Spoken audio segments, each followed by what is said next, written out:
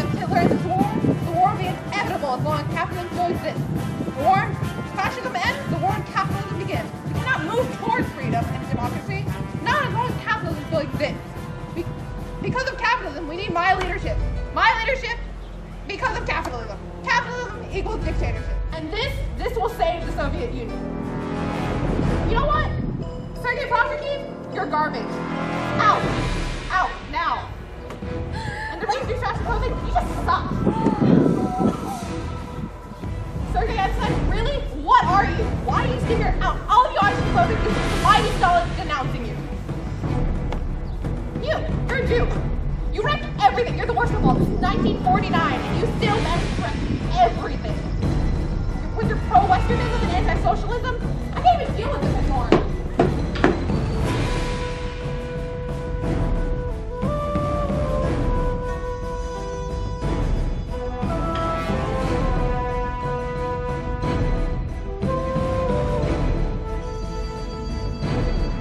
I hereby introduce new 5-year plan for economic reconstruction.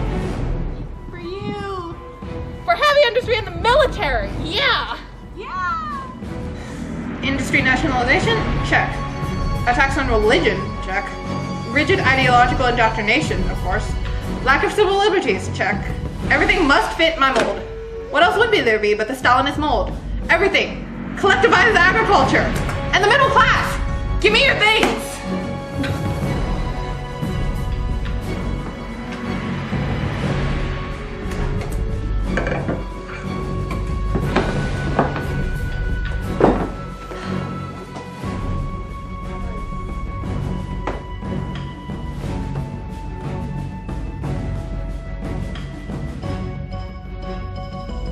Only one man could resist Soviet domination successfully, forever immortalized, the great, the only, Joseph Broz Tito.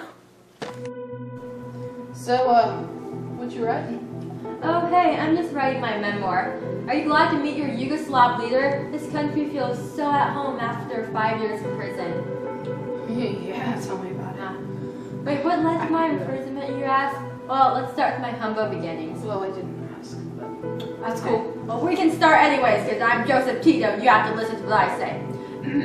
I was born in a peasant family in northwest Croatia in 1892. Fueled by a sense of independence and freedom, I left my home as a teenager to find a job in the towns, but I ended up being a communist labor organizer during my 30s. During that time, I was in prison. Right after, I left for Moscow to gain more political experience. For a short time, I maintained a positive alliance with Stalin, but the Soviets charged me of reorganizing the Communist Party of Yugoslavia. That's not fair at all. So what were your goals? Like, why did they do that? Well, communist revolution was my priority. I led troops against the non-communist resistance and the Nazis and Italians. Because of the various ethnic groups in Yugoslavia, however, I had to endorse the doctrine of brotherhood and unity to unite the groups together. My success, however, was reflected in the liberation of Yugoslavia in 1945 with the help of Stalin's Red Army. Comrades, the first Stalinist regime in Eastern Europe was born. Wow. What happened next? Unfortunately, that wily Stalin became annoyed with my enthusiasm. I can't see why. But he turned out to be a very quiet and private man. Therefore, after only 3 years, he branded me as a heretic and called on my own communist party to oust me. Luckily, I managed to stay in power, but I changed my political philosophy. Well, that's not fair. Yeah. I was in a labor camp, so. Yeah. However, what was your political philosophy?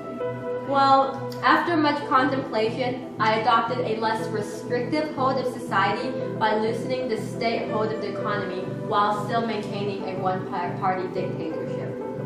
This independent, non-aligned communism influenced world politics. Following this establishment, I worked with India's Nehru and Egypt's Nasser to help gain new countries and strong socialist states, just like mine. Cool. Yeah. Thanks. Sure. Okay. Wait, did you say one another beer? Yeah. Oh, okay. Yeah. Sure, thanks. Okay.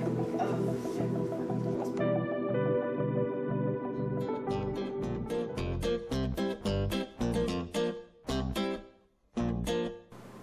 So guys, I think we should start because I really just want to go home soon. Okay? Okay, well, at the beginning of this meeting, I just want you guys to know Stalin has died and our dictatorship is falling apart. We need to make changes and fix Stalin's mistakes. Yeah, okay. Yeah. First of all, we need to deal with this problem of widespread fear and hatred. Yeah, I propose that we curb the power of the secret police because they're like the main source of fear in this country. What about the forced labor camps? Should keep those. Of course not! Let's shut down the majority of them and see where that gets us with the people. That sounds good. Whew, it's good we're finally making these changes. We need them for economic reasons. And don't forget, Stalin's foreign policy has completely isolated us. The West has formed a strong alliance. I don't know about you, but I feel kind of threatened. Yeah. Okay. Cool. Well, Let's go meeting's home. over. Sounds good. Let's go home, guys. Okay.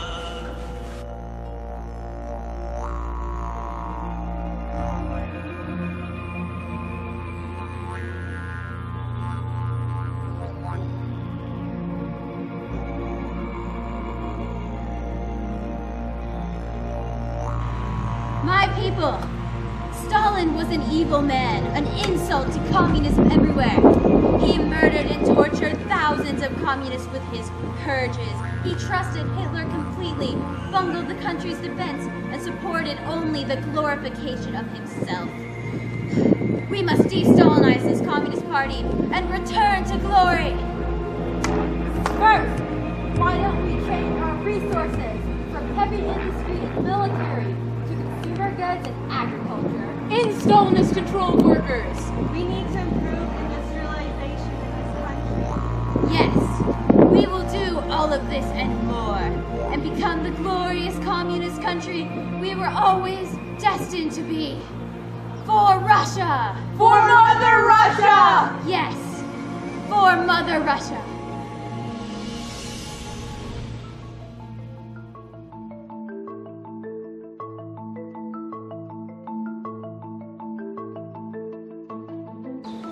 So, I finally finished my novel, Dr. Salvago. Down with communism. Down with the Communist Party! You're not going to publish that trash in my country! I officially denounce you. You're lucky I forgot my gun today. Well, fine. I'll just publish my novel in the West. At least I wasn't killed. I don't even want to think about what would happen if Stalin would have read this. Guys, let's settle down. Get back in our circle of friendship. You know, I finished my novel today too. It's called One Day in the Life of Ivan Denisovich.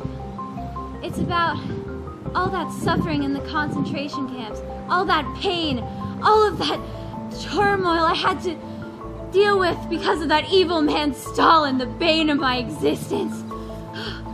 I finally got my emotions down on paper. Maybe now I can begin to heal.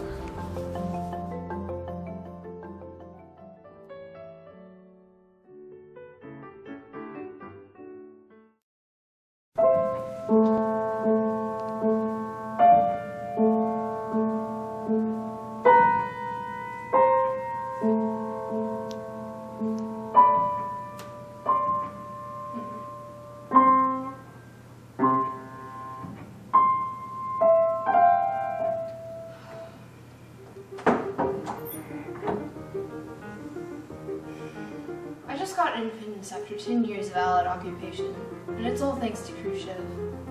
I love Khrushchev. Hey, Africa, guess what? Yo, what up, Asia? Khrushchev just gave me promises and aid. Oh, seriously? I love that guy. He is so awesome. I know, right? I wish I could live up to his awesomeness.